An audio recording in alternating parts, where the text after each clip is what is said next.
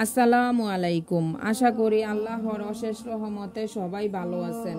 আজকে একটি দোয়া কবুলের গল্প নিয়ে হাজির হয়েছি। আমার নিজেরই দোয়া কবুলের গল্প। আল্লাহর রহমতে আমার কাজ হয়েছে, আলহামদুলিল্লাহ।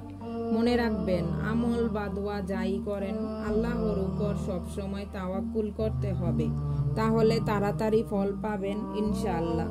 তখন আমার বড় মেয়ে নাবালক ছিল এবং আমি একটি কিতাবে পেয়েছিলাম যে যদি তার নাবালক শিশুকে আল্লাহ তাআলার এই গুণবাচক নামটি শিখিয়ে দেওয়া হয় এবং শিশুটি তা সবসময় পড়ে, তাহলে ইনশাআল্লাহ সে শিশুটি বড় হওয়া পর্যন্ত সব রকমের বিপদ আপদ ও রোগ পীড়া হতে ইনশাআল্লাহ হেফাজত থাকবে। তারপর আমি আমার মেয়েকে নামটি শিখিয়ে দিলাম। সে প্রায় নামটি পড়তো, আলহামদুলিল্লাহ। সে বড় না হওয়া পর্যন্ত রোগ ও বিপদ আপদ থেকে হেফাজত ছিল, যা একজন মা হিসেবে আমার বড় সফলতা।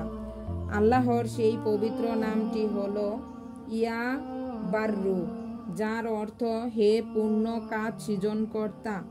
আল্লাহর 99 নামের মধ্যে নাম আছে যেগুলো আমরা পড়লে আল্লাহ তাআলা এক এক নামের উসিলায় আমাদের এক এক সমস্যা সমাধান করে দিবেন। ইয়া বাররু, হে পূর্ণ কাজ সৃজনকর্তা, মানে আল্লাহর এই নামটির উদ্দেশ্যে আমরা কোনো কিছু আল্লাহর কাছে চাইলে আল্লাহ এই নামের উসিলায় আমাদের সব মনের আশা পূর্ণ করে দেবেন। তাই আল্লাহর 99 নামটি আমাদের স্মরণ রাখতে হবে। আল্লাহর নাম উচ্চারণ করে আল্লাহর এক এক কাজে আমরা এই নাম উচ্চারণ করে আমরা সফলতা পেতে পারি।